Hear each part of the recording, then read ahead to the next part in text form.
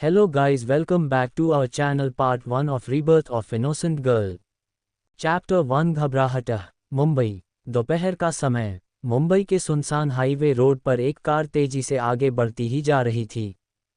Car में पीछे वाली सीट पर एक 23 साल की लड़की बैठी हुई थी।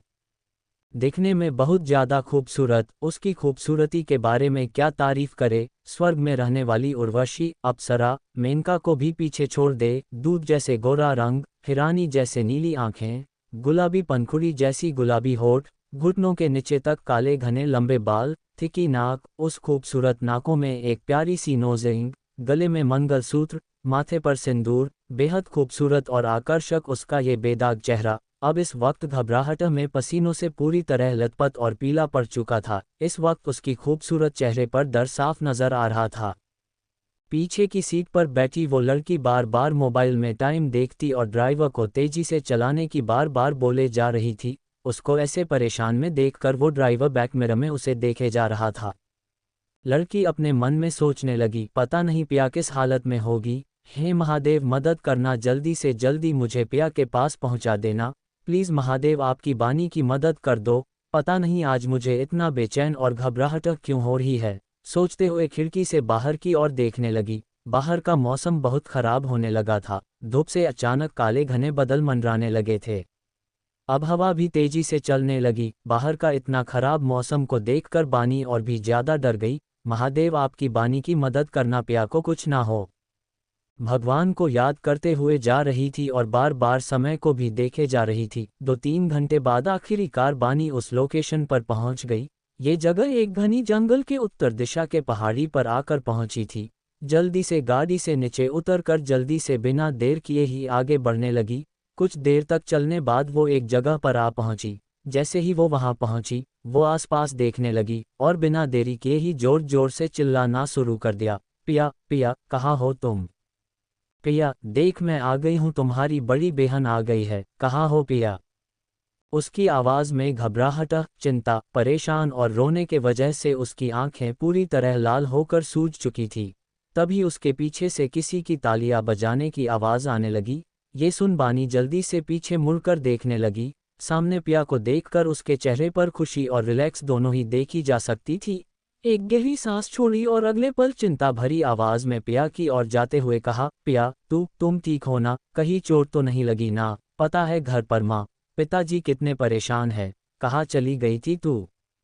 तभी अचानक बानी चुप हो गई और पिया की ओर देखने लगी। बानी की सामने खड़ी वो लड़की कोई और नहीं, बानी की छोटी बहन पिया थी। बिना कोई हाव भाव के चुपचाप अपनी दोनों हाथों को सीने पर क्रॉस करके चुपचाप बानी को घूरे जा रही थी।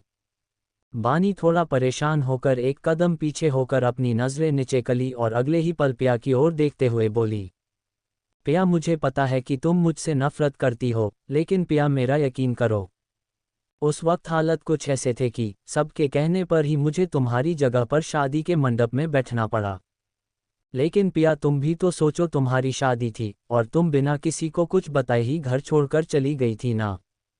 और हमारे घरवाले की इज्जत का सवाल भी था। तुम ये बात क्यों नहीं समझ रही हो? और कुछ शांत होकर बानी और आगे बोली, देखो पिया तुम गुस्सा मत करो, अब चलो घर चलते हैं। घरवाले सब परेशान में है, खास करके माँ और पिताजी। चलो। इतना कहकर वो पिया की हाथ पकड़कर आगे बढ़ने लगी, लेकिन एक कदम और आगे बढ़ा पाती तभी उसकी पिया वहीं पर रुक जाती है और पिया की तरफ मुड़ कर देखने लगी। पिया बस खामोश और चुपचाप बिना कोई एक्सप्रेशन लिए बानी को देखे जा रही थी। पिया को अपनी ओर ऐसे घूरते देख एक पल के लिए बानी भी हैरान परेशान होने लगती है और धीमी आवाज में बोलती है, चलो पिया। आगे वो कुछ कह पाती तभी किसी ने एक तेज तरार छुरी से उसकी पीठ के पीछे घोंप दिया, जिससे एकदम से बानी की सांसें अटक जाती है और अगले ही पल आंखों में आंसू, दर्द साफ नजर आने लगी। बानी को तो कुछ समझ में नहीं आया कि उसके साथ अभी अभी क्या हुआ। उसे पीछे मुड़कर उस इंसान को देखने का भी हिम्मत नहीं हो रहा था। वो पिया को कुछ और कह पाती, एक बार फिर उसके पीठ पर तेज तरार छुरी से वार कर दिया। बस पिया ये सब बड़े ही आराम से देखे जा रही थी। अब बानी से कुछ भी कहना नहीं बन पा रहा था। एकदम से धड़ाम से नीचे गिर गई। उसी समय तेज बारिश भी शुरू हो गई। अब जाकर छुरी से वार करने वाला वो इंसान धीरे धीरे चलकर बानी के सामने आकर खड़ा हो गया। बानी जैसे तैसे करके अपनी धुंधली आंखों से उसे देखने लगी। जैसे ही उसने उस इंसान को देखा तो उसकी आंखें हैरानी से फैल गई और उसकी मुंह से हल्की सी आवाज़ निकल गई, ऋषभ। ऋषभ, ये वो इंसान था जो एक समय पर बानी सबसे ज़्यादा प्यार किया करती थी, लेकिन मजबूरी में आकर बानी की शादी किसी और से करनी पड़ी थी और उसे ऋषभ से दूर होना पड़ा था। ऋषभ के चेहरे पर एक शैतान मुस्कान था। ये देख बानी पूरी तरह टूट गई। वही ऋषभ को देख पिया के चेहरे पर एक शातिर मुस्कान आ गई और उसके सामने ही बेशर्मों की तरह चूमने लगे। ये देख बानी की आंखों में आंसू की धारा बहने लगे। अपनी धुंधली आंखों से उन दोनों को देखे जा रही थी। वो मन ही मन में सोचने लगी, पिया, मेरी कोई गलती नहीं थी, फिर भी तुमने मुझे मरना चाहा। कितनी बार कहा है मैंने, पिया मेरी यकीन करो, लेकिन तुम नफरत में इतनी आगे बढ़ गई कि वो आगे कुछ भी कह नहीं सकी, क्योंकि उसकी मन पर ही इतना ज़्यादा घाव हो गया था कि छुरी की घाव को वो महसूस नहीं कर पा रहे थी। तभी बानी की किसी की कदमों की आहट सुनाई देने लगी। सब उस ओर देखने लगे। बानी को कुछ समझ ही नहीं आ रहा था कि ये सब हो क्या रहा है और वे सब उसे मारना क्यों चाहते हैं। बानी को तो ये पता था कि उनके पेरेंट्स मिस्टर महेश के परिवार कोई भी उसे पसंद नहीं करते थे सिवाय उनके दादी के, लेकिन ये नहीं पता था कि उसको जान से मार ही डालेंगे। चैप्टर 2, दर्द और धोखा। बानी को अब अपने दिल में बहुत ज़्यादा दर्द हो रहा था। उसने जिंदगी भर इन लोगों के लिए और इन लोगों की खुशी के लिए क्या कुछ नहीं किया था। मैं तो ज़्यादा पढ़ी लिखी नहीं हूँ, इन लोगों की खुशी के लिए मेरी इच्छा को भी मार दिया। मेरा सपना भी मुझे पढ़ना आगे बढ़ना था, लेकिन इन लोगों के लिए मेरी पूरी ज़िंदगी इन लोगों के नाम कर दी थी। जो वो चाहते थे मैंने भी वही किया। बानी अपने मन में दर्द लेकर इन सब बातों को याद करके और भी ज़्यादा उसके आंखों में आंसू बहने लगे। उसे कुछ समझ भी नहीं आ रहा था कि क्या करे, क्या कहे।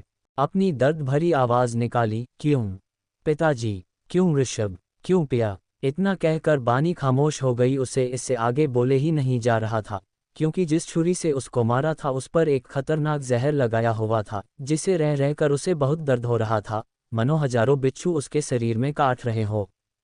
बानी उम्मीद भरी नज़रों से उन तीनों को देखे जा रहे थी, कोई आकर उसे मदद कर दे। लेकिन ये लड़की तो सच में बहुत बेवकूफ़ थी। इतना सब कुछ होने के बावजूद उन पापियों पर उम्मीद लगाए बैठी थी। जैसे जैसे दर्द बाध रहा था उसी तरह उसकी उम्मीद टूट रही थी। तभी ना चाहकर भी अचानक से उसके दिमाग में उसका पति मिस्टर तेजवीर की याद आने लगी। उसका चेहरा और ज़्यादा पीला पड़ चुका था। अपने पति को बार बार याद करने लगी। काश आप यहाँ होते। बानी के दिल में बहुत ही ज़्यादा दर्द हो रहा था। भले ही शादी होकर 2 साल हो गए हो, दोनों के बीच पति पत्नी का रिश्ता ना हो, फिर भी बानी कभी भी पति तेजवीर को कभी हट नहीं की थी, या फिर दोनों के बीच कभी मन मुटाव भी नहीं था और ना ही एक दूसरे को प्यार करते थे। तेजवीर ज़्यादातर कामों में बिजी ही रहता था, कभी बिजनेस के सिलसिले में ज़्यादातर बाहर ही रहता था। इस बात को लेकर बानी कभी भी किसी के सामने शिकायत नहीं की थी। सच्चाई ये भी थी कि उसने बस 5th क्लास तक ही पढ़ाई की थी और ऊपर से भोली भली शांत स्वभाव की लड़की थी। सामने वाली इंसान का चाल कभी नहीं समझती थी, बस सबके साथ मुस्कुराकर ही बात किया करती थी। कोई भी इंसान उसको जो काम करने के लिए कहता वो पूरे दिल से किया करती थी। इसका कारण ये भी था कि बानी सच में कम पढ़ी लिखी होने वजह से ही आज ये हालत हुआ है। अब उसे अपने खुद की हालत पर तरस आने लगा था। शादी के बाद वो थोड़ी उदास रहने लगी थी, क्योंकि तेजवीर उस पर ज़्यादातर ध्यान नहीं देता था, बस अपने काम से काम रखता था। भले ही शादी किसी भी हालत में हुई हो, लेकिन बानी अपने दिल से उस शादी को निभाना चाहती थी। लेकिन उसके जीवन में ऐसा कोई दिन नहीं आया जो वो एक बार तेजवीर से बात कर सके। भले ही उनका रिश्ता जैसे भी हो, लेकिन बानी के नज़रों में उसका पति एक स्ट्रॉन्ग पर्सनैलिटी वाला था। दिखने में किसी राजा से कम नहीं था। बर्फ जैसे सफ़ेद रंग, काले सिल्की बाल, थिकी नाक, काली आंखें, लाल होठ, दूध जैसे सफ़ेद दांत, हाइट 6'2" अप्स, चौड़ी सीना, रौबदार आवाज़। मुंह से ये शब्द भी निकला तो भी सब थर थर कांपना शुरू हो जाए। उसका हैंडसम सा चेहरा देखकर लड़कियों का दिल ट्रेन के रफ्तार दौड़ना शुरू हो जाए। वही लड़के उनके सामने ज़्यादातर टिकते नहीं थे, या यूं कह लो वो मन ही मन उसका हैंडसम चेहरा देखकर वो भी जलने लगते थे। तभी पिया आगे आते हुई कहती है, बानी, उफ सॉरी मेरी प्यारी दी, भले ही तुम्हारी कोई गलती नहीं थी, फिर भी मैं तुमसे नफरत करती हूँ। पता है क्यों? क्योंकि मैंने तुमसे कहा था कि जल्दी से तेजवीर से तलाक ले लो, लेकिन तुमने क्या किया, तलाक ना देने से बहाना ढूंढना शुरू कर दिया। मैं तेजवीर से बहुत ज़्यादा प्यार करती थी, लेकिन तुम्हारी वजह से मुझे मेरे प्यार से दूर होना पड़ा और तुम मेरी जगह ले ली, इसलिए मैं तुमसे नफरत करती हूँ। पिया थोड़ा रुककर और आगे कहती है, पता है बानी, मुझे तुमसे नफरत करने के लिए ये एक ही रीज़न नहीं है, बल्कि मैं तुमसे बचपन से सी नफरत करती हूँ, पता नहीं क्यों तुझे देखकर मेरा खून खोल उठता है, तुम्हारी इस खूबसूरती से नफरत करती हूँ। अब आगे देखना मेरी प्यारी बहन, अब तुम्हारे सब कुछ छीन लूंगी। इतना कहकर वो अपने माथे पर चपत लगते हुए फिर हंसते हुए कहती है, अरे मैं भी कितनी बेवकूफ़ हूँ, देखो सब कुछ छीन लूंगी नहीं बल्कि सब कुछ छीन लिया है मैंने। इतना कहकर वो जोर जोर से हंसाने लगी। फिर अचानक से उसे कुछ याद आता है और अपने पिता के तरफ मुड़ते हुए कहती है, पिताजी, आपने कहा था कि ये लड़की हमारे लिए बहुत ही लकी है। महेश अपनी बेटी की बात सुनकर बानी की ओर देखते हुए एक शैतानी हंसी के साथ कहता है, मेरी बेटी पिया, मुझे तो पता नहीं था कि ये लड़की हमारी लिए बहुत ज़्यादा मददगार साबित हो सकती है। मैं और आपके दादी दोनों वापस घर लौटने वक्त बीच सड़क पर हमें मिली वो बहुत बुरी हालत में, वो तो तुम्हारी दादी ही थी जो इसे हमारे घर ले आई। पता है बेटा, तुम्हारी छोटी बहन निम्मी की हार्ट प्रॉब्लम है और आपकी बहन को बचाने के लिए हमें एक हॉट ट्रांसपेरेंट की ज़रूरत थी, लेकिन हमें नहीं मिल रही थी। ऊपर से हमारे पास समय भी बहुत कम था। सबसे इम्पोर्टेंट बात यह थी कि आपकी छोटी बहन निम्मी की ब्लड ग्रुप और इस लड़की की ब्लड ग्रुप बिल्कुल शामिल है, तो हुई ना ये लड़की हमारी लिए मददगार साबित। और सबसे बड़ी एक और बात यह भी है बेटा, पिया बानी कोई आम गरीब लड़की नहीं है, उसके नाम पर करोड़ों की प्रॉपर्टी है, ये तो करोड़ों की जायदाद की मालकिन है, लेकिन मैंने बड़े ही आराम से उसके सारे प्रॉपर्टी को मेरे नाम करवा लिया है, बस हमें इसकी दिल चाहिए। पिया ने जब ये सुना तो और भी ज़्यादा खुश हो गई, या यूं कह लो कि वो खुशी के मारे पागल ही हो गई। अपने पिता के बात सुनकर पिया एकदम खुश होकर कहने लगी, क्या सच में डैड, हमारी निम्मी अब ठीक हो जाएगी? जैसे बानी ये सब सुना उसका दिल धक से रह गया, आंखों में आंसू लिए एक बार फिर से उसको अपने पति याद आने लगी। बार बार याद करने से सात समुंदर उस ओर एक बड़े से आलीशान कमरे बैठा एक इंसान, उसका दिल जोरों शोरों से धड़क रहा था। वो जो अपने काम पर बिना ध्यान लगाए ही अपनी बेचैनी को काबू में करने की कोशिश करते ही जा रहा था। उसको ऐसे करते देख वहां बैठे कुछ बड़े बड़े क्लाइंट थोड़ा हैरान और परेशान लगने लगे।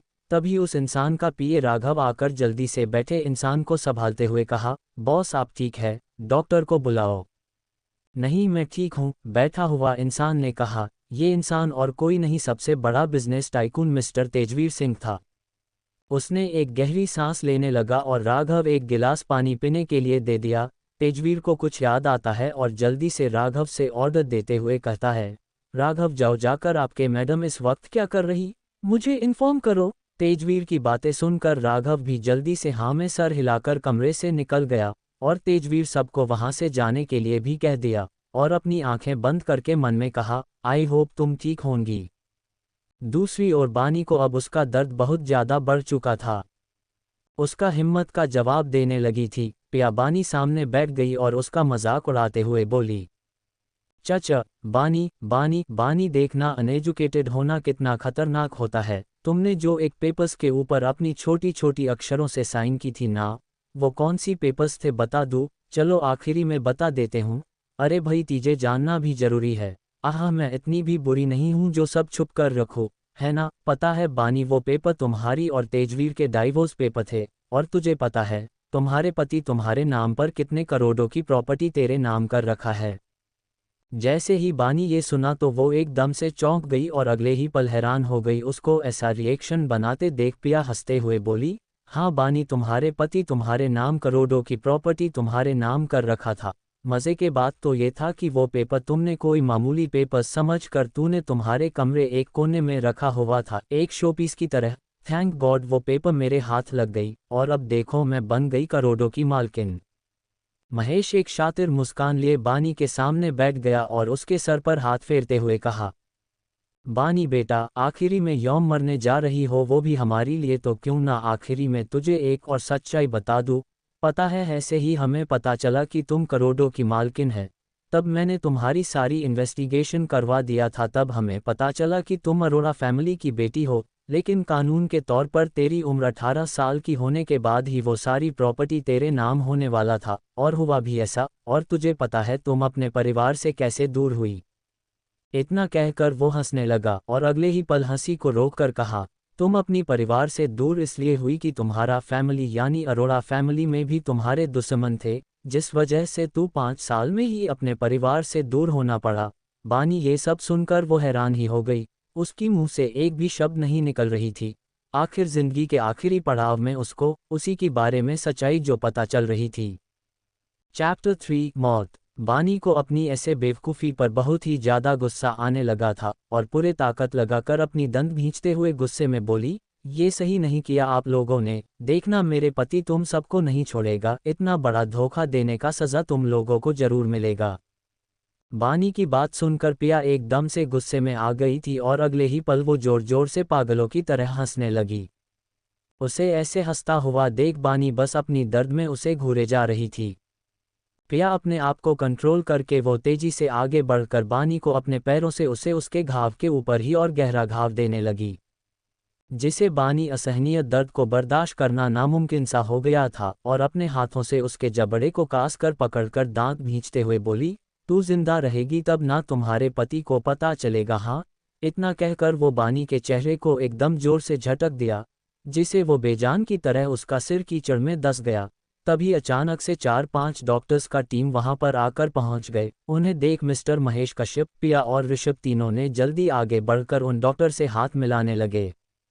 महेश बानी की ओर देखते हुए कहा, डॉक्टर जल्दी कीजिए, हमारे पास समय बहुत कम है। इतना कहकर वो डॉक्टर्स भी जल्दी से हाँ में सिर हिला दिया और अपना काम करना शुरू कर दिया। पहले बानी की सांसें चेक करने लगे। उसकी सांसें बहुत ही धीमी चल रही थी। ये देख सांसें चेक करने वाला डॉक्टर महेश को बताया, मिस्टर कश्यप इस लड़की की सांसें अभी भी चल रही है। ये सुनते ही महेश कुछ कहने से पहले ही पिया बोली, तो क्या हुआ वैसे, अब ये जिंदा कहाँ रहने वाली है, आप बस अपना काम कीजिए। ये सुनते ही सभी डॉक्टर अपना काम करने लगे। बानी को कीचड़ में से उठाकर वही एक हरी घास वाली जगह पर लेटा दिया और बानी को बिना बेहोश किए ही सीधे उसका दिल को निकालने में लग गए। जैसे ही उसका सीने को चीरने लगे वैसे बानी की चीख उस पूरी जंगल में गूंज उठी। उसके साथ ही आसमान में बिजली की तेज आवाज़ गूंज उठी। तेज रफ्तार मौसम खराब होने लगा। बानी की चीख अभी भी पूरी जंगल में गूंजा रही थी। तभी पिया आकर उसके मुंह पर आपने पैर रख कर बंद कर दिया। बस बानी के वो दो नीली आंखें ऊपर आसमान को देख रही थी जो काले घने बादल मंडरा रहे थे। जैसे ही उसकी आंखें शांत हुई तेज रफ्तार बारिश भी शुरू हो गई थी। बानी की आंखें अभी भी आसमान की ओर ही थी, वो भी बहुत शांत। अब बानी बहुत शांत हो गई थी। उसकी जान जा चुकी थी। बानी इस दुनिया से जा चुकी थी। एक सफ़ेद रोशनी जो हर तरफ बिखर रही थी, वो जगह देखने में बहुत ही ज़्यादा खूबसूरत लग रही थी। एक लड़की जो सफ़ेद कपड़ों में थी, वो बहुत ही ज़्यादा उदास और आंखों में आंसू लिए वही एक जगह पर बैठकर रो रही थी। तभी उसके सामने एक दिव्य शक्ति रोशनी उसके सामने आकर रुकी और उस रोशनी में से आवाज़ आने लगी, क्या हुआ, तुम क्यों रो रही हो। वो लड़की एक पल के लिए तो हैरान हो गई और अगले ही पल वो उदास मन से कहने लगी, मैंने ऐसा क्या कर दिया जो मुझे इतने बेरहमी से मार दिया, ऐसा क्यों किया। मैंने किसी का क्या बिगाड़ा है, मैं पढ़ी लिखी नहीं हूँ क्या इसलिए मुझे धोखा दिया, या मैं बहुत बुरी हूँ जो मुझे इतना भयानक मौत मिली। लड़की की सवाल सुनकर दिव्याशक्ति रोशनी ने कहा, नहीं तुम बहुत अच्छी हो, रोना नहीं। ये सुनते ही वो लड़की चुप हो जाती है, लेकिन उसका मन अभी भी शांत नहीं हुआ था। ये बात दिव्यशक्ति रोशनी को पता चल गई और वो रोशनी उस लड़की से कहा, मैं तुम्हें एक और मौका दे सकता हूँ अपनी जिंदगी जीने का, क्या तुम ऐसा चाहोगी। उस रोशनी की बातें सुन लड़की के चेहरे पर हल्की सी मुस्कान आ गई और अगली ही पल और मायूस हो गई। उसकी मायूस वो दिव्य शक्ति रोशनी को बहुत अच्छी तरह से समझ रही थी कि लड़की के मन के दर्द को। लड़की को शांत करते गए दिव्य शक्ति रोशनी कहा, अगर मैं ये कहूँ कि तुम एक बार फिर उस पुरानी जिंदगी में जाओ और वहाँ अपना जीवन जियो। जैसे ही लड़की ने ये सुना उसने तुरंत बोली, नहीं, एक बार फिर ऐसे दर्दनाक मौत नहीं मारनी मुझे। ये सुन दिव्य शक्ति रोशनी ने कहा, तुम चिंता मत करो, मैं तुम्हें कुछ ऐसे शक्तियां दूंगा कि तुम अपनी जीवन में आई हुई कई सारी मुसीबत को सामना कर सकती हो, साथ ही तुम्हारी जिंदगी भी पिछले जन्म से भी बहुत ज़्यादा बेहतर बना सकती हो। शक्तियाँ, कौन सी शक्तियाँ, लड़की ने पूछा। मैं तुम्हें वो शक्तियाँ दूंगा जो धरती पर बहुत ज़्यादा तुम्हारे लिए मददगार साबित होगी, और तुम्हें नीचे धरती पर जाने के बाद ही पता चलेगा। लेकिन एक बात ध्यान रखना, ये शक्तियों के बारे में किसी को भी मत बताना, वरना मुसीबत बहुत ज़्यादा बात जाएगी, दिव्य शक्ति रोशनी ने कहा। वो लड़की ये सुनकर बहुत ज़्यादा खुश थी, और वो जल्दी कहती है, थैंक यू, क्या मैं आपसे एक सवाल कर सकती हूँ? लड़की की बात सुन वो रोशनी को पता चल जाता है लड़की क्या पूछने वाली है, फिर भी रोशनी कहती है, हाँ बिल्कुल पूछो।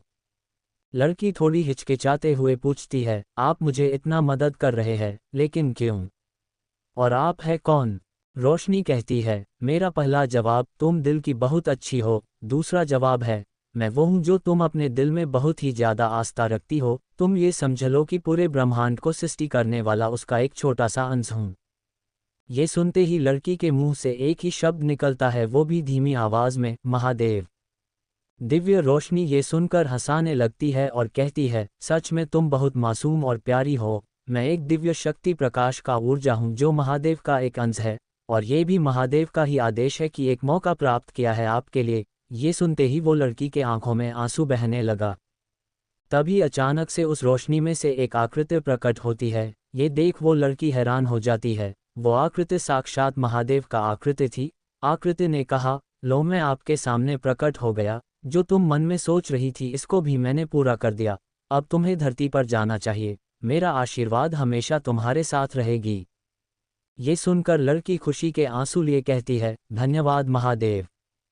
तभी अचानक से हर तरफ एक तेज रफ्तार सफ़ेद रोशनी बिखर गई।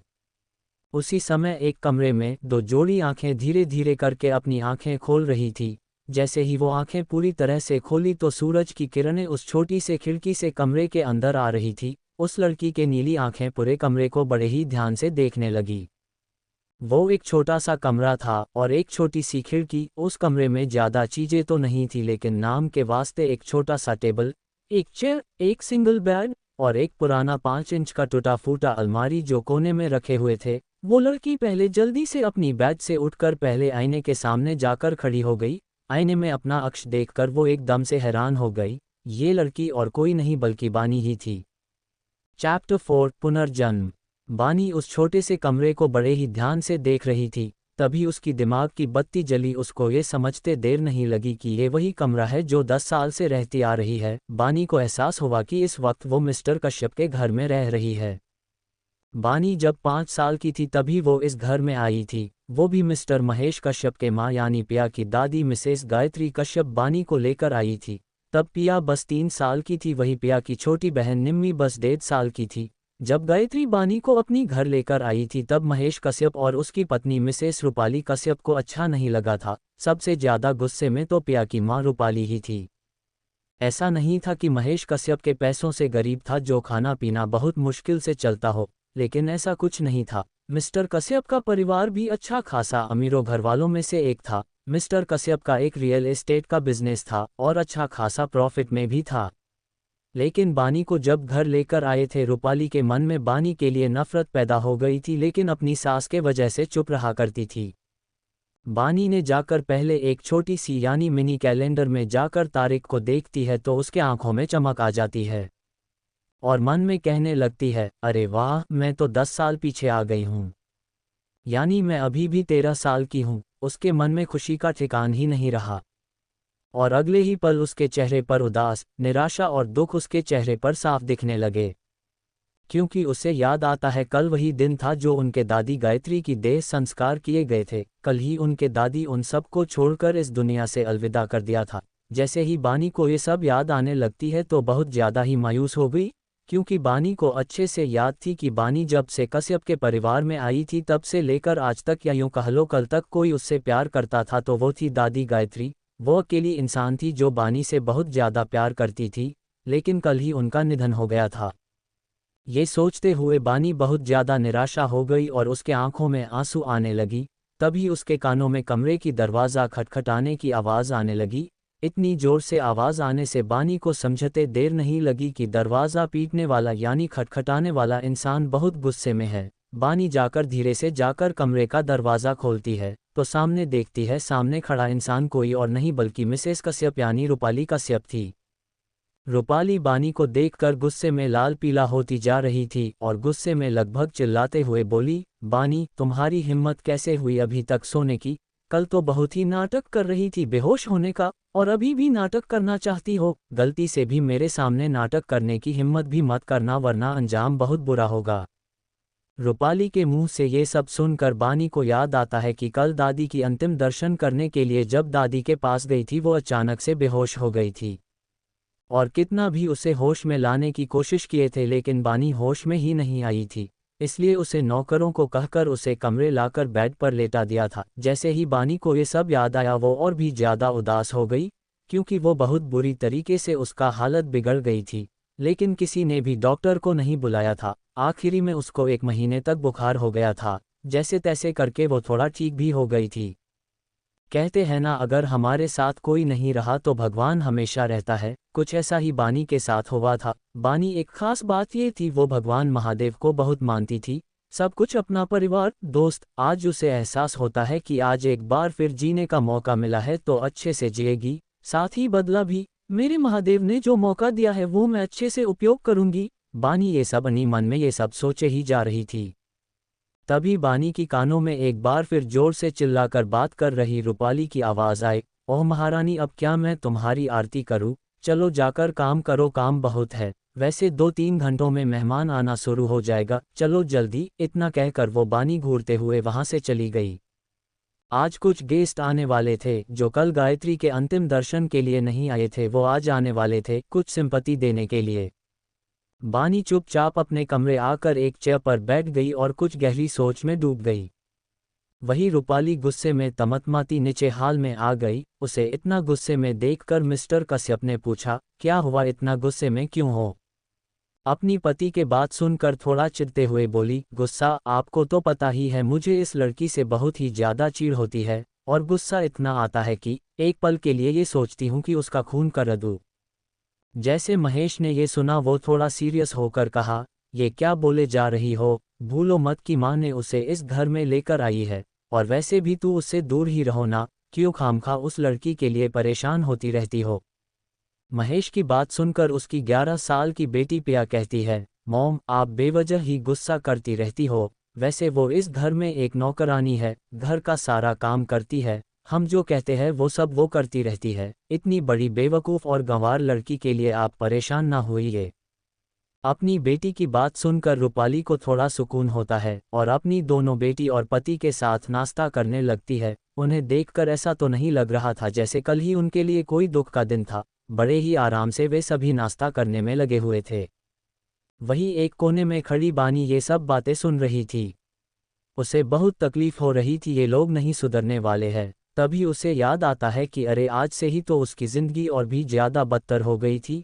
खाना पानी ठीक से मिलना भी मुश्किल हो गया था। अब बानी पहले की तरह कमज़ोर पड़ना नहीं चाहती थी, इसलिए अब पहले से भी ज़्यादा एक स्ट्रांग लड़की बनेगी। इतना कहकर वो अपना काम करने में लग गई। चैप्टर 5 शक्तियों के बारे में सोचना। अगले दिन सुबह बानी जल्दी से उठकर तैयार हो गई। पहले महादेव का पूजा किया, फिर अपना डेली रूटीन में जड़ गई। पहले सुबह का नाश्ता बनाकर उसके हिस्से का काम खत्म करके वो फ्री हो गई। आज बानी रोज की तरह मासूम और शांत लग रही थी। उसने एक येलो कलर की फ्रॉक पहनी हुई थी। ये ड्रेस उसके घुटनों के थोड़ा नीचे तक आ रही थी। इस कपड़ों में भी वो बहुत ज़्यादा प्यारी लग रही थी। वैसे वो जो भी कपड़े पहनती थी वे सब कपड़े बहुत ही सस्ती एक सस्ते बाजार से खरीद कर ला कर देते थे, लेकिन बानी इसमें भी बहुत ज़्यादा खुश हो जाती थी। उसको इतना सस्ते कपड़े दिलवाना रूपाली महेश का ही चाल रहता था, लेकिन गायत्री को बहुत ज़्यादा बुरा लगता था। लेकिन बानी की मुस्कुराता चेहरा देखकर वो भी खुश हो जाती थी।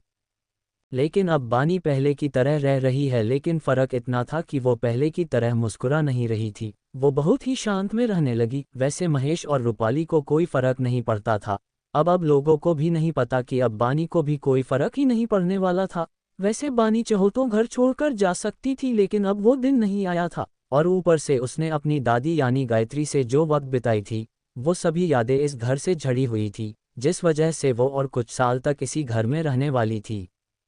रूपाली सीढ़ियों से उतरती हुई एक नौकर से कहती है, दासू जल्दी से नाश्ता लगाओ, आज पिया को स्कूल जाने में देर ना हो जाए। आज पहला दिन भी है, मैं नहीं चाहती कि मेरी बेटी आज पहला दिन ही वो लेट हो जाए, और वैसे वो गंवार कहाँ है? उसको बोलो कि जल्दी से पिया के लिए ऑरेंज जूस बनक ले आए।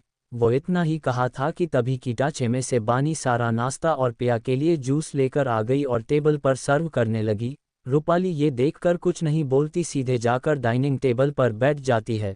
उसी समय रूपाली की छोटी बेटी निम्मी भी आकर उसके माँ के बगल में बैठ जाती है। उसे देख रूपाली बड़े ही प्यार से कहती है, निम्मी मेरे सोना, रात को अच्छे से नींद आई ना? कोई भी प्रॉब्लम तो नहीं हुई ना? ये सुनकर निम्मी बड़े ही आराम से एक सलाद पीस उठाते हुए कहती है, हाँ मॉम, कल रात मेरी नींद बहुत ही अच्छे से हुई है। और एक नाज़ा बानी पर डालती है और अपना हेल्थी फूड खाने लगती है। वैसे सब जानते थे कि निम्मी को हार्ट प्रॉब्लम है, इसलिए उसका बहुत ज़्यादा खाने पीने की ध्यान रखते थे और उसका समय पर ठीक से खाना होना भी जरूरी था, जिस वजह से वो किसी का भी इंतज़ार नहीं करती थी। रूपाली उसको मन भी नहीं करती थी। सबको भी पता था, कोई भी इंसान निम्मी को कोई रोक टोक या रूल्स एंड रेगुलेशन नहीं समझते थे। वैसे सिस्टमेटिकली रहना निम्मी और पिया दोनों ही एक से बढ़कर एक थी वो, जिस वजह से महेश और रूपाली दोनों ही बहुत ज़्यादा खुश थे अपने बच्चों से। हाँ, निम्मी के हेल्थ को लेकर भी चिंतित तो थे, लेकिन उतना ही अपने दोनों बेटियों से भी खुश थे। वही बानी चुपचाप टेबल के कोने में खड़ी होकर उनके बातों को सुन रही थी। ये सब सुनकर बानी को बहुत तेज गुस्सा तो आ रहा था, लेकिन उससे ज़्यादा उन सब के लिए नफरत भी हो रही थी। कैसे इन लोगों ने उसका बेदर्दी से उसका सीना चिरकर दिल निकल दिया था, कैसे उसको बेरहमी से मार दिया था। इन सब यादों में बानी गुमती एक बार फिर से रूपाली की गुस्से भरी आवाज़ सुनाई दी, ये गंवार लड़की, वही खड़ी होकर क्या कर रही हो? यहाँ आकर जल्दी पिया के प्लेट में नाश्ता परसो। जैसे ही बानी ये सुना तो उसने पिया की तरफ देखा, जो उसे ही नफरत से घूरे जा रही थी। आज वो स्कूल के यूनिफॉर्म में थी। उस यूनिफॉर्म को देखकर ऐसा लग रहा था जैसे पिया सबसे बड़ी स्कूल में पढ़ती हो। बानी पिछले जन्म में बहुत ही नासमझ थी। इसका कारण था कि वो ज़्यादा घर से बाहर नहीं निकलती थी। सबसे बड़ा कारण ये भी था कि वो पढ़ी लिखी नहीं थी, जिस वजह से पिया की स्कूल यूनिफॉर्म पर जो बैच पर नाम था उसको भी पढ़ना नहीं आता था। हिंदी ही बड़े मुश्किल से पढ़ पाती थी, लेकिन इंग्लिश, ये तो दूर की बात थी। रूपाली एक बार फिर से जोर से चिल्लाने लगी, घटिया लड़की, वहाँ खड़ी होकर क्या सपने देख रही हो तुम? जल्दी से नाश्ता परसो। बानी जैसे ही ये सुना तो वो तुरंत आकर पिया के प्लेट में नाश्ता परोसने लगी। सबका नाश्ता होने के बाद बानी अपनी प्लेट में थोड़ा नाश्ता ले जाकर अपने कमरे बैठकर नाश्ता करने लगी। वे सभी तो नाश्ता करके अपने अपने काम में बिजी हो गए थे। बानी हमेशा नाश्ता हो या लंच या डिनर हमेशा अपनी कमरे में ही बैठकर किया करती थी। आज भी बानी अपने कमरे में बैठकर नाश्ता करते हुए आगे के बारे में सोचे जा रही थी, तभी उसके दिमाग की बत्ती जलती है। भगवान उसको एक मौका तो दिया था, साथ ही कुछ शक्तियाँ भी, लेकिन वो शक्तियाँ क्या थी अभी तक उसे पता नहीं था। ये सोचा कर वो जल्दी से नाश्ता करके पहले शक्तियों के बारे में पता लगाने के बारे में सोचने लगी। जल्दी से अपनी जगह से उठ खड़ी हुई और वो एक गहरी सांस लेकर भगवान महादेव को याद करने लगी। हे भगवान, प्लीज़ मुझे रास्ता दिखाए, आगे क्या करना है, और सबसे पहली बात भगवान आपकी दी गई शक्ति के बारे पता चल जाए। इतना कहकर वो शांत से खड़ी हो गई और धीरे धीरे पूरे कमरे को देखने लगी, लेकिन उसे कुछ भी अलग महसूस नहीं हुआ। ये देख एक गहरी सांस छोड़ते हुए जाकर बेड पर बैठ गई। अपनी हाथों की उंगलियों से माथे को बेपरवाह से खुजाने लगी। तभी उसे याद आता है, उसने नाश्ता तो किया था लेकिन पानी पीना ही भूल गई थी। ये सोचकर वो अपनी हाथों में पानी की गिलास उठाने के लिए आगे बढ़ती है, लेकिन अचानक से उसके हाथों में गिलास के पानी आ जाती है। ये देख बानी को यकीन ही नहीं होता। वो बार बार अपनी एक हाथों से आंखों को मसलने लगती है। क्या ये सच है या सपना? ये सोचकर एक बार फिर वही प्रैक्टिकल करती है, लेकिन इस बार वो पानी की गिलास उसके हाथ में नहीं आई। ये देख एक बड़ी से आह भरी और मन में ही बुदबुदाने लगी, शायद वो मेरा भ्रम होगा। चैप्टर 6, पहेली दोस्ती। बानी अपने कमरे में बैठकर कुछ सोचे जा रही थी। वो अपनी इस नई जिंदगी के कुछ करना था। पहले की तरह बेवकूफ़ गंवार नहीं रहना चाहती थी। पहले वो भी स्कूल जाने का फैसला करती है, लेकिन कैसे ये उसे नहीं पता। इसलिए वो पहले घर से बाहर निकलना बहुत ज़रूरी था। वो पहले अपने कपड़े को ठीक करके घर से बाहर निकल गई, लेकिन बाहर जाने से पहले एक बार हर तरफ एक नज़र दौड़ाई। उसे कन्फर्म हुआ कि इस वक्त कोई नहीं है। वो जल्दी से बड़े से गेट से निकल गई। रास्ते पर पैदल ही चली जा रही थी। उसे अपना कहने वाला कोई नहीं था और नहीं कोई दोस्त, इसलिए उसे थोड़ा बुरा लग रहा था। इन सब ख्यालों में बानी चुपचाप चलते हुए जा रही थी कि तभी उसके कानों में एक औरत झगड़ा करने की आवाज़ आने लगी। जैसे ही बानी उस तरफ मुड़ कर देखा तो पाया एक 40-45 बीच उम्र की एक औरत एक लड़की को बहुत ही बेरहमी से उसे पिटे जा रही थी। ये देख बानी को बहुत ही बुरा लगा। उसने देखा कि रो रही लड़की बानी की ही उम्र की होगी। उसकी हालत बहुत ही ज़्यादा खराब हो चुका था। उसे देख ऐसा लग रहा था उसकी तबीयत ठीक नहीं है। वो लड़की बार बार उस औरत से विनती कर रही थी ताकि उसे छोड़ दे, लेकिन वो औरत नहीं छोड़ रही थी। औरत कहती है, तुझे यहाँ पोकट में खाना खिलाने के लिए नहीं रखा है। पहले काम करो फिर तुझे खाने को कुछ मिलेगा, वरना आज भी तू भूखी सो जाओ। हमें कोई फर्क नहीं पड़ता, समझी? जा जल्दी काम को ख़त्म कर ले। इतना कहकर वो औरत वहाँ से जाने के लिए मुड़ी तो वो लड़की जल्दी से उस औरत का पैर पकड़कर उसे गिड़गिड़ाते हुए बोली, चाची प्लीज़ मुझे कुछ खाने के लिए दे दीजिए, मैंने 2 दिन से कुछ नहीं खाया है। प्लीज़ चाची कुछ खाने के लिए दे दीजिए। उस लड़की को भूख से ऐसे तड़पता और रिक्वेस्ट करता देख बानी को बहुत ही ज़्यादा बुरा और दिल में दर्द होने लगा। हल्की सी उसके आंखों में आंसू आ गए। वो औरत गुस्से में दांत भींचते हुए उसे पैर से धक्का देकर चिल्लाकर बोली, पहले काम बाद में खाना। इतना कहकर वो वहां से गुस्से में पैर पटक कर चली गई। वो लड़की जो उस औरत ने पैर से धक्का देने के वजह से वही बाहर जमीन पर गिरी पड़ी थी, वो उसी ही हालत में पड़ी रही। कुछ देर तक वो लड़की ऐसे ही बेहाल पड़ने के वजह से अब बानी को भी रहा नहीं गया और वो जल्दी से जाकर उस लड़की को उठाने में मदद करने लगी। वो लड़की भी बानी की मदद से उठकर बैठ गई। वो लड़की अपनी लाल आंखों से बानी को ही देखने लगी। बानी को एहसास हुआ कि उस लड़की को बहुत तेज बुखार है। ये देख बानी तुरंत उस लड़की से पूछा, तुम ठीक हो? वो लड़की बस हाँ में सिर हिलाया। बानी पहले यहाँ वहाँ देखा तो एक पेड़ के नीचे बैठने के लिए एक जगह था। उस लड़की को सहारा देते हुए उस पेड़ के नीचे ले जाकर बिठा दिया और बानी भी उसके सामने बैठकर उसे बात करने की कोशिश करने लगी। तुम ठीक हो ना? तुम्हारा नाम क्या है? बानी ने कहा तो वो लड़की बोली, मैं ठीक हूँ, मेरा नाम शालिनी है। ओह मेरा नाम बानी है। वैसे वो औरत कौन थी?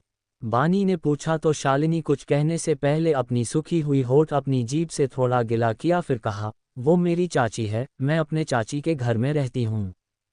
उसकी बात सुनकर बानी कुछ नहीं कहती। उसको भी कुछ समझ ही नहीं आ रहा था आगे क्या बात करे।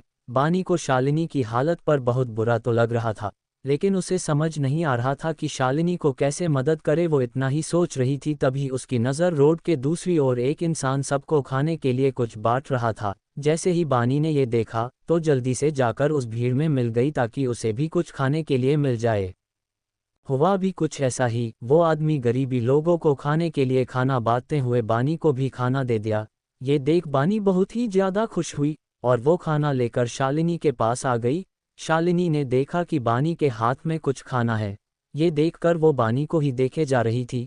बानी ने जल्दी से उसे खाना खाने का इशारा किया तो उसके आंखों में आंसू आ गए। ये देख बानी बोली, अरे रो मत प्लीज़, जल्दी से ये खाना खा लो, थोड़ा आराम मिलेगा तुझे। बानी की बात सुन शालिनी जल्दी जल्दी से वो खाना खाने लगी। उसे ऐसे खाता देख बानी को बुरा भी लग रहा था और अच्छा भी। उसने पिछले जन्म में भी ऐसे ही ज़रूरतमंद को मदद किया करती थी, इससे अच्छा और सुकून भी मिलता था, लेकिन उसने पिछले जन्म में शालिनी से नहीं मिल पाई थी।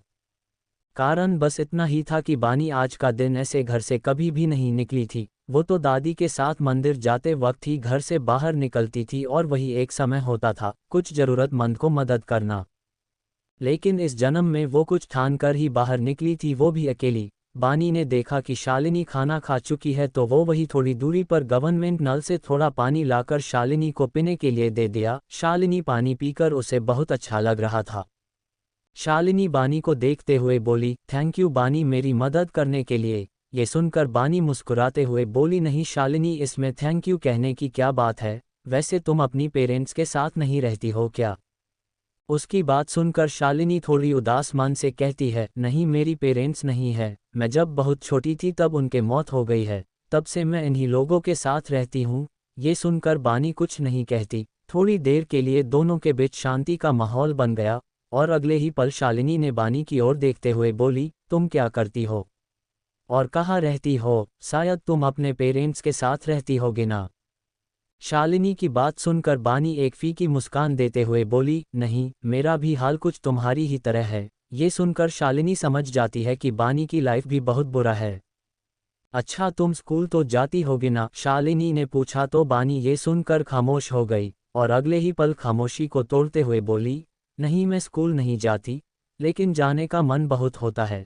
शालिनी बानी के हाथ को अपने हाथ में लेते हुए बोली, देखो बानी मुझे नहीं पता कि तुम्हारी जिंदगी कैसी है, वैसे मेरी जिंदगी कैसे चल रही है आज तो तुमने तो देख ही लिया है, इसलिए आज से तुम मुझे अपनी दोस्त मान सकती हो। ये सुनकर बानी की चेहरे पर एक बड़ी सी स्माइल आ जाती है। ये देख शालिनी भी मुस्कुराने लगी। Chapter 7 night school. बानी और शालिनी दोनों के बीच बहुत ही अच्छी दोस्ती हो गई थी। शालिनी को एहसास होता है कि शाम होने को आया है। शालिनी जल्दी से बानी को कहती है, अरे बानी देखो समय कैसी निकल गया पता ही नहीं चला, और मुझे रात के समय पढ़ाई करने स्कूल भी जाना, लेकिन उससे पहले मुझे घर का सारा काम खत्म करके जाना होगा। ये सुन बानी की आंखें चमक आ गई और वो तुरंत पूछती है, नाइट स्कूल? हाँ मैं रात में पढ़ाई करने नाइट स्कूल जाती हूँ। वहाँ पर गरीब बच्चे भी पढ़ने आते हैं और दूसरे बच्चे भी आते जैसे कि डे वक्त जॉब करके नाइट में पढ़ाई करने वाले भी होते हैं।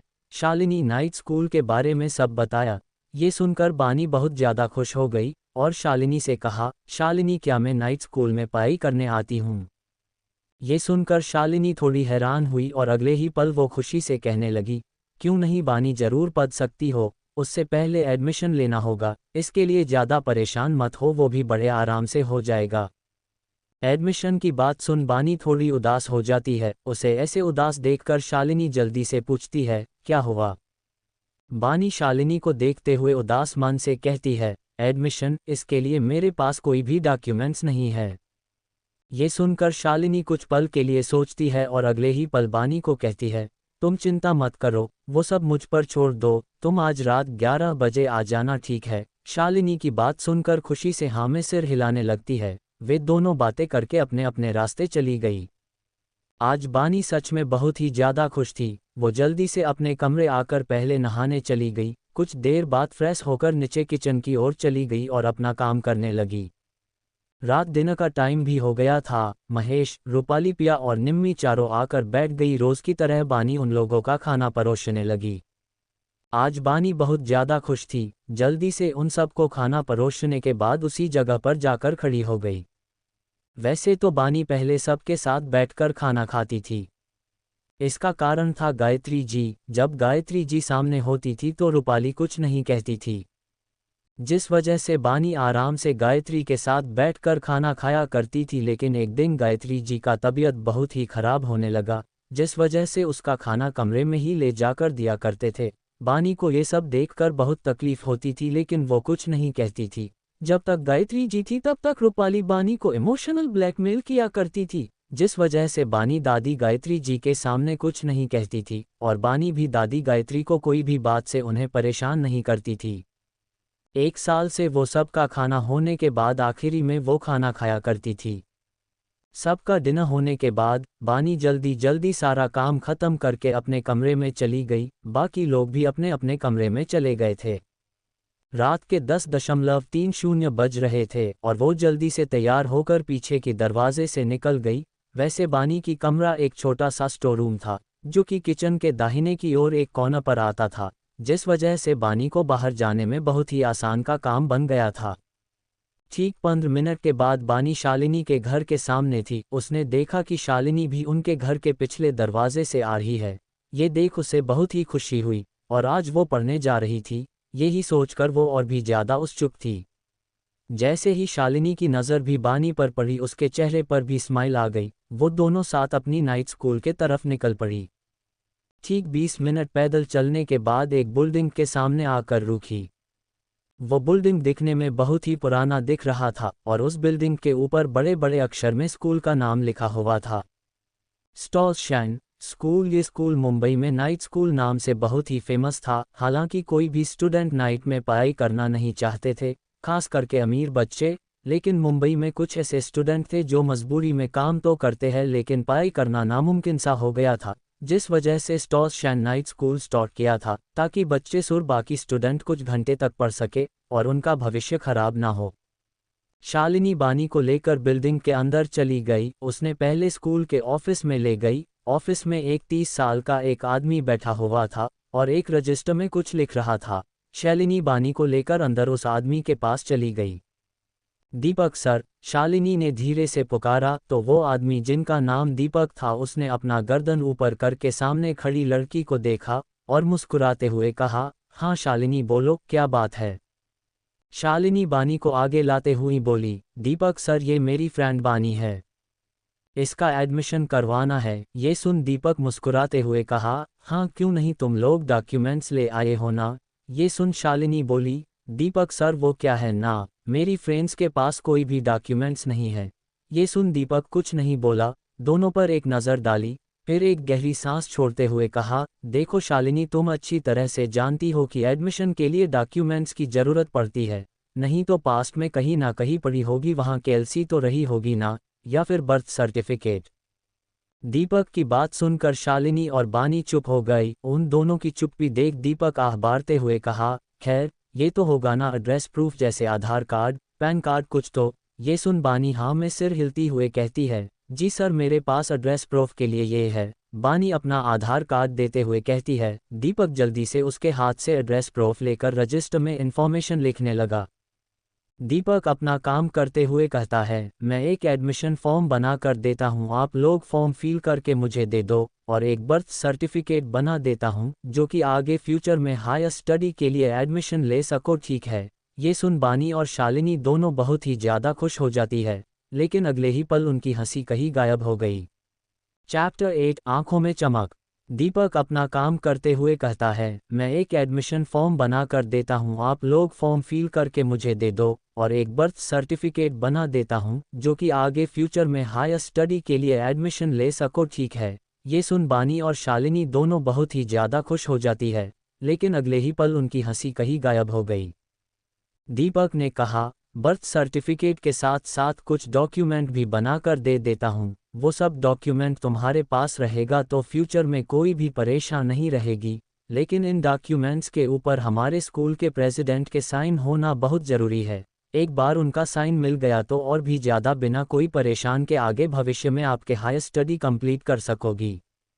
ये सुनकर बानी और शालिनी दोनों खुश तो थे लेकिन उतना ही परेशान भी। उन्हें नहीं पता कि डॉक्यूमेंट्स पर साइन करवाने के लिए प्रेसिडेंट से कैसे मिले। इन सब में बानी सोची रही थी कि दीपक आगे कहा, मैं एक लेटर टाइप करके देता हूँ और उसे डॉक्यूमेंट्स के ले जाकर साइन करवा लेना। बानी दीपक से पूछती है, सर हमें प्रेसिडेंट कहाँ मिलेंगे। हालांकि बानी को प्रेसिडेंट से मिलने से बहुत डर लग रहा था, फिर भी अपनी पढ़ाई के लिए कुछ भी करने को तैयार थी। पिछले जन्म में बहुत ही ज़्यादा डरपोक, कमज़ोर होने के वजह से ही वो कभी आगे नहीं बढ़ पाई थी। दीपक बानी की बात सुन जवाब देता है, पहले मैं एक मेल करता हूँ अपॉइंट के लिए, हमारे एजुकेशन इंस्टीट्यूट के तरफ से अप्रूवल मिल गया तो तुम वहाँ जाकर साइन करवा के ला सकती हो। दीपक की बात सुन बानी और शालिनी दोनों ही राहत की सांस लेकर क्लास में जाने के लिए मुड़ी, तभी एक बार दीपक की आवाज़ आए, वेट। बानी और शालिनी दोनों पीछे मुड़कर देखा तो दीपक कुछ बुक्स निकलते हुए कहता है, स्टडी के लिए बुक्स तो ले जाओ, क्या ये नहीं चाहिए आपको। ये देख दोनों के चेहरे पर मुस्कान आ गई। बिना देरी किए बानी जल्दी जाकर दीपक हाथ से वो बुक्स ले लिया। ये देख बानी की आंखों में नमी उतर आई और एक नज़र दीपक की ओर देखकर बोली, थैंक यू दीपक सर। दीपक भी बानी को बड़े ही ध्यान से उसे देखे जा रहा था। बानी को देखकर उसे भी बहुत ज़्यादा बुरा लग रहा था। कहीं ना कहीं दीपक भी बानी की हालत समझ चुका था। उसे हल्की सी मुस्कान के साथ कहा, अगर कोई भी मेरी मदद की ज़रूरत हो तो मुझे बता सकती हो, मेरे से जितना भी बन से मैं आपकी मदद कर दूंगा, ठीक है। अब जाओ जाकर पढ़ाई करो, ठीक है। बानी और शालिनी खुशी से चहकते हुए अपनी क्लास में आ गई। क्लास में और भी उनके ही उम्र के स्टूडेंट पहले से ही बैठे हुए थे। उन दोनों को क्लास के अंदर आते देख बाकी के स्टूडेंट भी उन दोनों को ही देखे जा रहे थे। वो दोनों लड़कियां एक जगह पर आकर बैठ गई। बानी किसी की ओर बिना देखे ही अपना बुक्स को खोलकर उसे देखने लगी। बड़े ही गौर से उसमें लिखे अक्षरों को देखने लगी। तभी उसकी आंखें हल्की सी चमकने लगी। हालांकि उसके आंखों में आई चमक किसी ने भी नहीं देखा था, क्योंकि बानी अपनी सिर नीचे करके नज़रों को बुक्स में गड़ाए ही देख रही थी, जिस वजह से किसी को पता नहीं चला। बानी बिना रुकावट के ही वो हर एक चैप्टर पढ़ते ही जा रही थी। तभी क्लास में एक टीचर आई। उन्हें देख सब स्टूडेंट अपनी टीचर को बड़े ही रेस्पेक्ट के साथ गुड इवनिंग मैम बोलकर फिर से अपनी जगह पर बैठ गए। बानी और शालिनी दोनों अपनी जगह पर बैठकर अपनी पढ़ाई करना शुरू कर दिया। शालिनी धीरे से बानी को बताती है, बानी ये मैम कोमल है, हमें हिस्ट्री पढ़ती है। बानी बस हाँ में सिर हिला दिया। टीचर कोमल को बानी के बारे में भी पता चल गया था कि आज एक नई स्टूडेंट ज्वाइन हुई है, इसलिए उसने बस एक हल्की सी मुस्कान के साथ अपना लेक्चर शुरू करने लगी। बानी बड़े ही ध्यान से सभी लेक्चर को सुना, पढ़ा। इसी बीच कब सुबह के 4 बज गए पता ही नहीं चला। सभी क्लास सुबह के 5 बजे ही खत्म होती थी। बानी शालिनी के साथ वापस अपना घर जाने के लिए क्लास से बाहर जाने लगी। तभी पीछे से दीपक की आवाज़ आई, बानी वेट। बानी रुक कर पीछे मुड़ी तो दीपक एक स्माइल के साथ उन्हीं की तरफ आ रहा था। जी सर, बानी अपनी प्यारी सी आवाज़ बोली। दीपक खुश होते हुए कहा, ये लो अपॉइंट लेटर, कल दोपहर इस एड्रेस पर जाकर हमारे प्रेसिडेंट से साइन करवा लो। उन्होंने कल तुमसे मिलने के लिए भी हाँ कह दिया, इसलिए बिना देरी किए ही जल्दी जाना। ठीक दोपहर 1 बजे। ठीक है। ये सुनकर बानी मुस्कुराते हुए हाँ में सिर हिला दी और वहाँ से चली गई। ठीक 4:30 बजे बानी अपनी कमरे आ गई थी। बानी के पास और 2 घंटे उसके पास समय भी था, तो उसने जल्दी से बेड आकर सो गई। तकरीबन सुबह 6:30 बजे उठकर और जल्दी से नहाकर घर का सारा काम करने में जुट गई, क्योंकि आज उसे प्रेसिडेंट से मिलने जाना भी तो था। सारा काम खत्म करने में सुबह के 8 बज चुके थे। रूपाली डाइनिंग टेबल पर आकर नाश्ता करने के लिए बैठ गई, साथ बाकी सभी भी आकर बैठ गई। पिया जो कि बड़े ही आराम से नाश्ता कर रही थी, उसने रूपाली तरफ देखते हुए बोली, मॉम मेरे कपड़े बहुत गंदे हो गए हैं, लेकिन 1 हफ्ते से उसे वॉश ही नहीं की है। क्यों मॉम, हमारे घर में नौकरों की कमी हो गई है या फिर काम बहुत हो गई है? अपनी बेटी की बात सुनकर रूपाली गुस्से में बानी की ओर देखने लगी। ये देख बानी पहले थोड़ी सी डर गई और अगले ही पल अपने आप को शांत करके रूपाली को देखने लगी। रूपाली दंत भींचते हुए बोली, बानी गंवार लड़की, ये मैं क्या सुन रही हूँ, तुमने पिया के कपड़े नहीं धोया है? आखिर दिन भर क्या करती हो? उसकी बात सुन बानी चुप रहती है, क्योंकि उसे पिछले जन्म में हुई इंसिडेंट याद आ जाता है। ये वही दिन था जो पिया उस पर चोरी की आरोप लगाई थी, और बानी बार बार गिड़गिड़ाने पर भी उसे नहीं छोड़ा था। पिया उसे बहुत ज़्यादा थप्पड़ मारा था। ये याद करते ही बानी को थोड़ा डर लगने लगा कि उसे क्या कहना चाहिए। रूपाली एक बार फिर चिल्लाकर बोली, अब बोलो भी, क्यों नहीं धोया मेरी बेटी की कपड़े? आंटी, आज कर दूंगी। बानी सिर नीचे झुकाकर बोली। रूपाली बानी की मुंह से आंटी सुन वो एक पल के लिए हैरान हो गई। वही बाकी सब ये सुन थोड़े हैरान हो गए, क्योंकि बानी पिछले जन्म में उसे माँ ही कहकर बुलाती थी, लेकिन रूपाली को इसे कोई भी एतराज़ नहीं था। पता नहीं क्यों। रूपाली अकेली ही नहीं बल्कि महेश को भी कोई एतराज़ नहीं था कि बानी उन लोगों को माँ पिताजी कहे, और बानी उन्हें अपनी माँ बाप ही समझती थी। लेकिन अब बानी के मुंह से आंटी सुन पहले बानी को देखती तो कभी महेश को, महेश भी बानी को ही देखे जा रहा था। रूपाली अपनी ऊंची आवाज़ करते हुए बोली, ठीक है जल्दी करना। इतना कहकर वो अपना नाश्ता करने लगी, लेकिन महेश के दिमाग में कुछ और ही चल रहा था। वही पिया अपने चेहरे पर एक शातिर मुस्कान लिए बानी को देखे जा रही थी। उसे कोई फर्क नहीं पड़ता था कि बानी उसकी माँ को आंटी बुलाए या माँ, बस उसे बानी को एक नौकरनी से काम नहीं मानती थी, साथ ही एक बेवकूफ़ गंवार। पिया अब 8th क्लास में पढ़ रही थी, फिर भी उसका ऑरा एक अरोगेंट लड़की थी। बानी को चोट पहुँचाने के लिए वो किसी भी हालत जा सकती थी। चैप्टर 9 बानी सिंह कॉर्पोरेशन में। महेश अपनी कमरे में बैठकर कुछ फाइल देख रहा था, तभी रूपाली कमरे आई और अपने कपड़े चेंज करने चली गई। महेश के दिमाग बार बार बानी की मुंह से आंटी शब्द बार बार गूंज रही थी। तभी रूपाली अपने कपड़े चेंज करके बाहर आई। महेश कुछ सोचते हुए रूपाली से कहा, तुम कहाँ जा रही हो? रूपाली अपनी कपबोर्ड से अपना पर्स लेते हुए बोली, बाहर जा रही हूँ, मेरे कुछ फ्रेंड से मिलने। ये सुनकर महेश एक गहरी सांस छोड़ते हुए कहा, देखो रूपाली तुम क्या करती हो? क्यों करती हो? ये सब मैं नहीं पूछूंगा, लेकिन मैंने तुम्हें हमेशा से एक बात कही है कि बानी से थोड़ा ठीक से बर्ताव करो, उसके साथ इतना बेरुखी मत दिखाओ। अपने पति की बात सुन एक पल के लिए वो खामोश हो गई और थोड़ा इरिटेट होते हुए बोली, उससे क्या फ़र्क पड़ता है महेश? वो थोड़ी ना हमारी बेटी है। रूपाली की बातें बीच में काटते हुए बोला, ये सब मैं नहीं जानता, बस एक बात ध्यान रखना कि बानी हमारे लिए एक बड़ा मददगार साबित हो सकती है, या यूं कहूं कि हमारे लिए वो एक बहुत बड़ी खुशी का खजाना है। महेश की बात सुन रूपाली थोड़ी हैरान हो गई। उसे समझ ही नहीं आ रहा था कि महेश क्या कहना चाह रहा है। उसकी आंखों में कंफ्यूज देख महेश एक गहरी सांस लेते हुए कहा, हमारी छोटी बेटी निम्मी की जान बचाने के लिए एक ही जरिया है और वो है बानी। और सबसे बड़ी एक बात यह भी है कि बानी कोई आम गरीब लड़की नहीं है, उसके नाम पर करोड़ों की प्रॉपर्टी का मालकिन है। ये सुनकर रूपाली आंखें चौड़ी हो गई। ये क्या कह रहे हो आप महेश? बानी बानी कैसे? और करोड़ों की मालकिन? उसकी बात पर महेश ने कहा, निम्मी की ब्लड ग्रुप और बानी की ब्लड ग्रुप एक ही है, जिस वजह से हम अपनी बेटी निम्मी को बचा सकते हैं, लेकिन जितना उसे कमज़ोर करेंगे उतना ही निम्मी के लिए मुसीबत बढ़ सकती है। हालांकि डॉक्टर ने कहा है कि निम्मी को और 3 साल तक कुछ नहीं हो सकता जब तक उसका सही समय पर ट्रीटमेंट होता है। मैंने बानी की तबीयत के बारे में भी पता लगवाया है, वो बहुत कमज़ोर है। अगर वो ऐसे कमज़ोर रहेगी तो हमारे निम्मी के लिए परेशानी पैदा हो सकती है, इसलिए तुम जितना हो सके उतना अच्छा बर्ताव करो, खाना खाने में उसे परेशान ना करो, जितना वो विटामिन फूड खाएगी उतना ही उसका हेल्थ भी सही रहेगा, आगे जाकर कोई भी परेशान ना हो, समझी ना मेरी बात? और रही बात उसकी प्रॉपर्टी, इसके बारे में वक्त आने पर बताऊंगा और तुम्हें आगे चलकर सब पता चल जाएगा। बस उसका 18 साल होने तक इंतजार करना होगा, तब तक तुम खामोश रहना।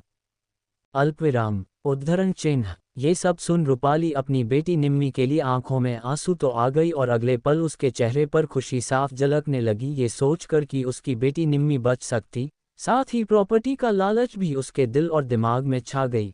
इन सब के लिए जो बन पड़े वो करने के लिए तैयार होगी, ये सोचकर उसके चेहरे पर मुस्कान आ गई और वो अपने पति की बात मानते हुए बोली, ठीक है महेश, आज से मैं बानी के साथ अच्छे से बर्ताव करूंगी। उसकी बात पर महेश भी हाँ में सिर हिला दिया।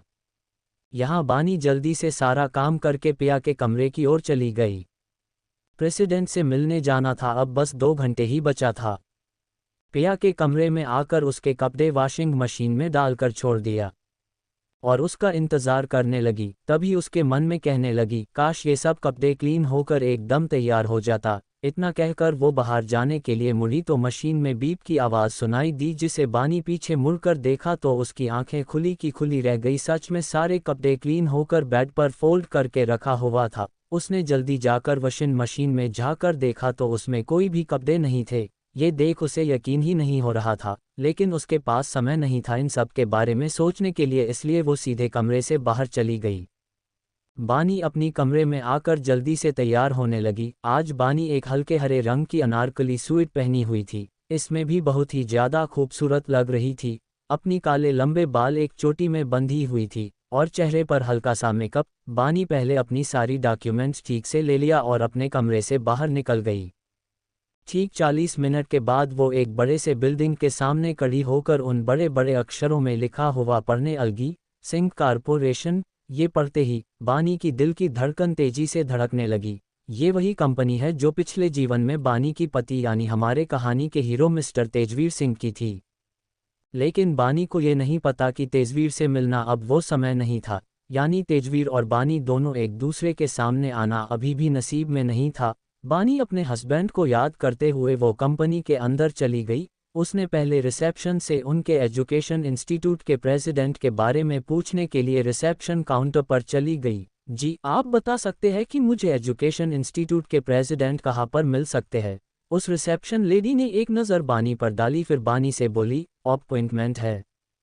ये सुनते ही बानी जल्दी से अपॉइंटमेंट लेटर दिखाती हुई बोली, जी ये रही। ये देख रिसेप्शन लेडी एक कॉल करके कुछ कहा, फिर कॉल काट दिया। वो लेडी बानी से बोली, जी आप मेरे साथ आइए। बानी भी उसके पीछे पीछे चली गई। पहले लिफ्ट से गुजरते हुए 15 फ्लोर तक पहुंच गई। वो लेडी बानी को सामने की ओर इशारा करती हुई बोली, ये रही प्रेसिडेंट के केबिन, आप जाकर मिल सकते हैं। इतना बोलकर वो वहां से चली गई। बानी एक पल के लिए वही खड़ी होकर एक गहरी सांस छोड़ी, फिर अंदर जाने के लिए पहले केबिन का डोर नॉक किया। अंदर से एक रौबदार आवाज आई, कम इन। बानी थोड़ी डरते हुए अंदर की ओर चली गई। उसने अंदर आकर देखा तो 60 साल का एक उम्रदराज आदमी बैठा हुआ था।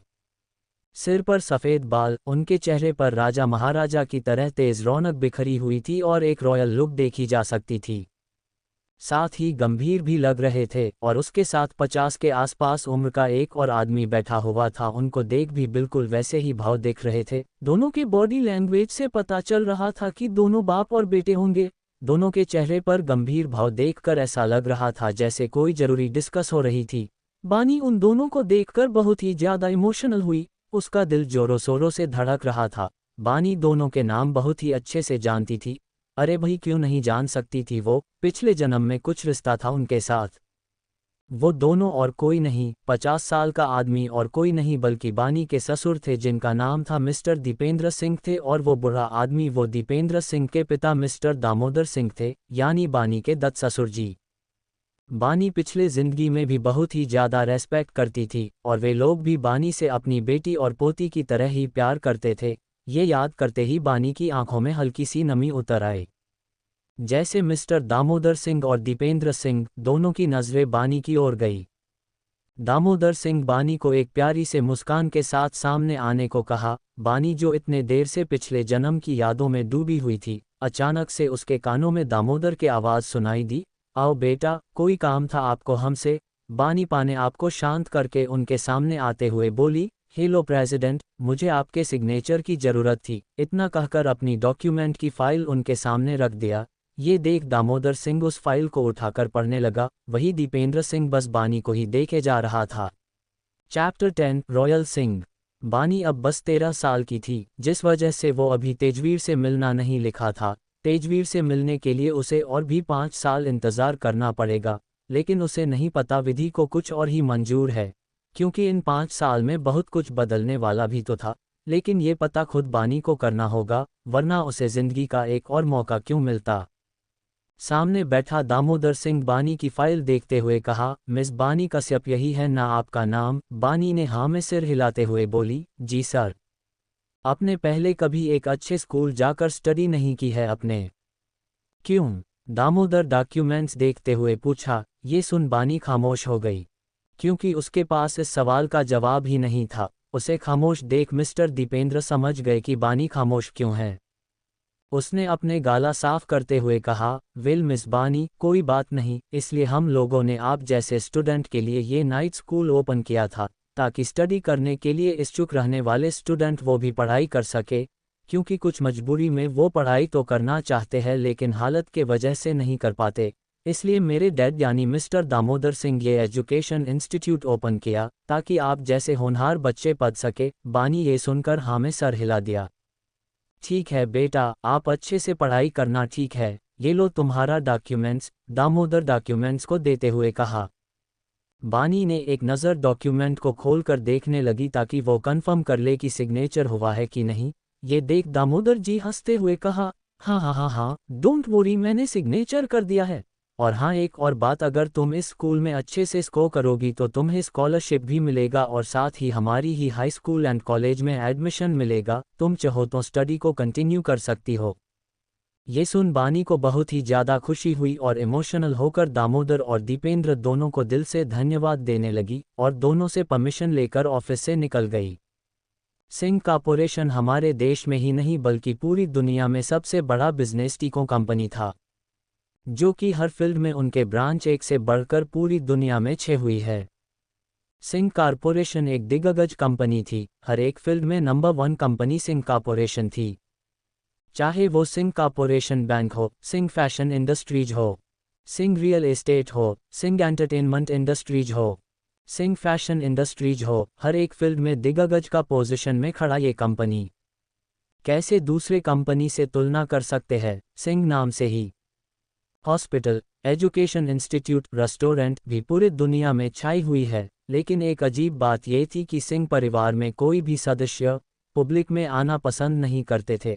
आज तक सिंह परिवार को कोई भी नहीं देखे थे, बस नाम से पहचानते थे। अगर गलती से भी कोई भी सदस्य पब्लिक में आ जाता तो ज़्यादातर कोई नहीं पहचानते। पब्लिक लोगों का मानना यह था कि पूरी देश में कितने सारे सिंह परिवार होंगे, जिस वजह से कोई भी इंसान सिंह परिवार को पहचाना नामुमकिन सा हो जाता था।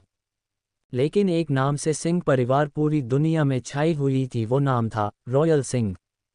दीपेंद्र अपने पिता दामोदर की तरफ देखते हुए कहा, डैड, आपको नहीं लगता कि ये बच्ची कुछ अलग है? अपने बेटे के मुंह से ये सुनकर उसके तरफ देखने लगा और उस लड़की को याद करते हुए कहा, हाँ दीपेंद्र, तुम सही कह रहे हो, वैसे उसका फैमिली नेम कश्यप था ना? ये सुन दीपेंद्र हाँ में सर हिला दिया और दामोदर सिंह कुछ गहरी सोच में डूब गए। दूसरी ओर बानी जल्दी में घर के लिए निकल गई क्योंकि लंच का समय हो चुका था, जिस वजह से उसे जल्दी से घर भी पहुंचना था। जल्दी से एक ऑटो लेकर घर के लिए निकल गई। तकरीबन आधे घंटे के बाद बानी घर पहुंच गई थी। जल्दी से फ्रेश होकर उसने घर के काम में लग गई। तभी रूपाली किचन में आते हुए बोली, बानी बानी तुम क्या कर रही हो? रूपाली बात सुन बानी अपने मन में कड़वाहट छुपाती हुई रूपाली से बोली, जी आंटी, मैं लुक की तैयारी कर रही थी।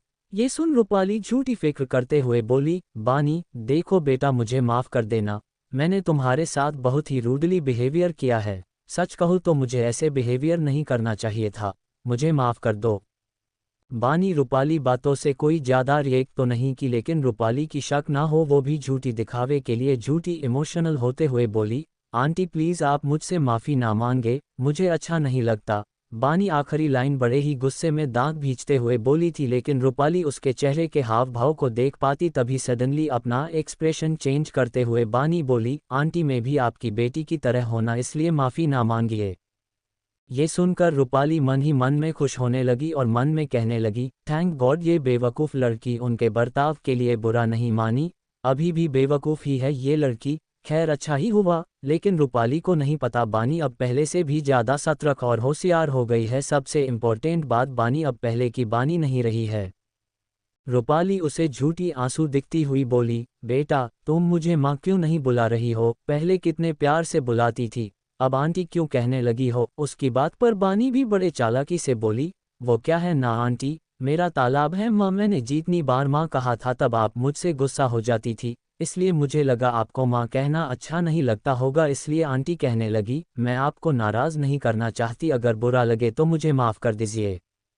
अरे नहीं बेटा, मुझे कोई बुरा नहीं लगा, बस मैं ये चाहती हूँ कि मुझे तुम पहले की तरह माँ ही कहकर बुला, मुझे अच्छा लगेगा। रूपाली बानी की हाथ पकड़कर उसे बड़े प्यार से कहा। बानी बहुत अच्छे से जानती थी कि रूपाली उसे झूठा प्यार दिखा रही है, लेकिन बानी को इससे कोई भी फर्क नहीं पड़ा, बल्कि बानी भी उन्हीं की तरह झूठा प्यार दिखने में कोई कसर नहीं छोड़ रही थी, इसलिए वो भी बड़े ही शान से रूपाली के साथ नाटक करने में लगी हुई थी। बानी इस कश्यप परिवार को कब का छोड़कर जाना चाहती थी, लेकिन कश्यप फैमिली मेंबर बनकर रहना एक और भी कारण था। वो था उनके दादी गायत्री जी। भले ही बानी की सगी दादी नहीं थी, लेकिन गायत्री से बानी को बहुत ज़्यादा प्यार मिला था, जिस वजह से उनका मान रखना भी बानी की जिम्मेदारी थी। और एक दिन गायत्री जी बानी से भी वादा लिया था कि वो कभी मनमुटाव के कारण घर छोड़कर ना जाए, जिस वजह से बानी अभी भी उसी घर में रुकी हुई थी। बानी को गायत्री जी वजह से ही बानी को कश्यप फैमिली नाम मिला था, और महेश अपनी मां की बात को कभी टालता भी नहीं था। बानी को फाइनेंशियल तौर पर कुछ हजारों 2000 रुपए ही मिलते थे, लेकिन बानी कभी ज़्यादा खर्च भी नहीं करती थी। बानी को सबसे बड़ी दुखद बात यह थी कि बानी कभी स्कूल नहीं गई, बाकी सब तो ठीक ठाक ही चल रहा था, और बानी उतने में ही बहुत ही ज़्यादा खुश हुआ करती थी। लेकिन अब बानी अलग थी। Thanks for watching and subscribe for listening next chapters of Rebirth of Innocent Girl.